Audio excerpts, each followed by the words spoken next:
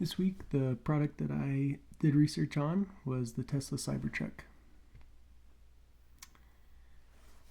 As I was reading about the Cybertruck and thinking about the failure factors this week, I think that the Cybertruck definitely had a number of these where it was a failure and some that were not. Starting with the first one, the Me Too product, I don't think that the Tesla Cybertruck was a Me Too product. It is highly differentiated. It doesn't look like any other car on the road, and especially not any other truck on the road. As far as weak front-end homework, from my research, it looks like this is one of the areas that Tesla struggled with the most, right? They came up with this idea that they're going to make the whole car out of stainless steel. In all the reports that I've read, this is something that they significantly underestimated. There was one article I saw that was an internal email from Elon Musk, and he was basically complaining to the company saying, we need to be better, more precise. And he said, if Lego can do this, right, create precise parts, then so can we. And I think that same issue overlaps onto the failure factor 5 and 7.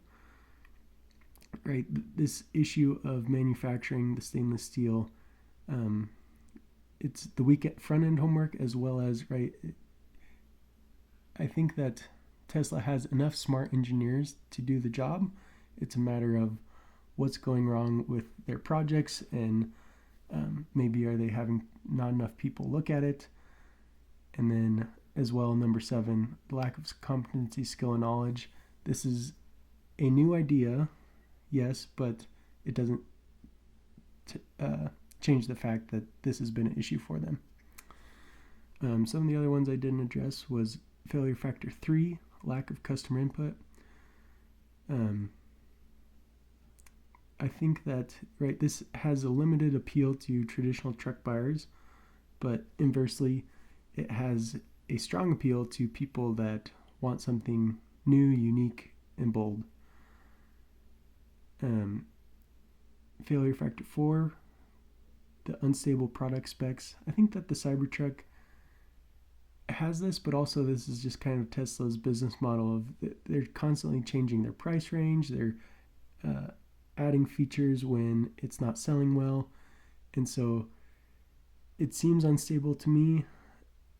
And also from a product standpoint, it's hard to say we're going to make this much when we're going to be changing the prices.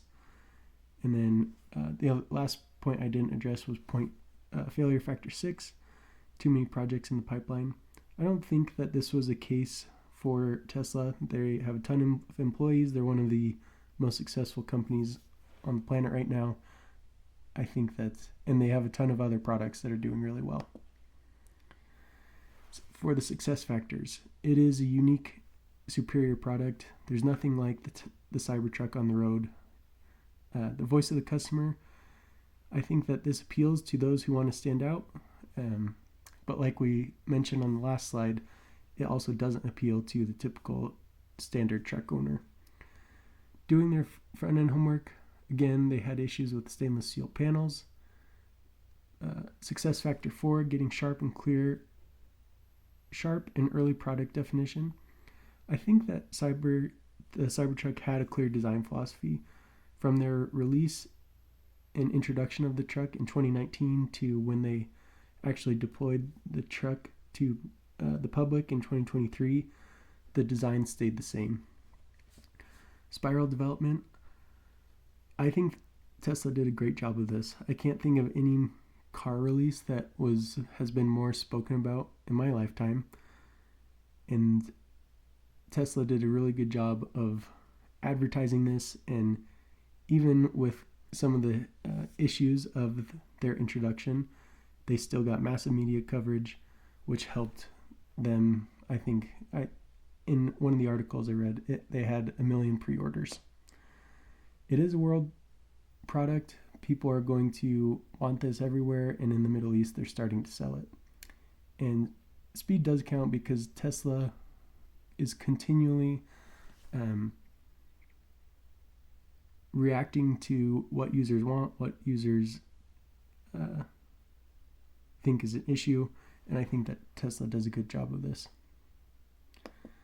So overall from this, right, I just think that it kind of paints the picture in my mind of, can there be a perfect product? Is there a product in the world that meets all 8 success factors and doesn't hit any of the 7 failure factors? I'm not sure if that's the case. I think that sometimes, right, with this, even with the Cybertruck, it had failure factors, but yet it still sold a lot and made Tesla a significant amount of money. But it is something interesting to keep in mind. And here are my citations that I used for this. Thanks.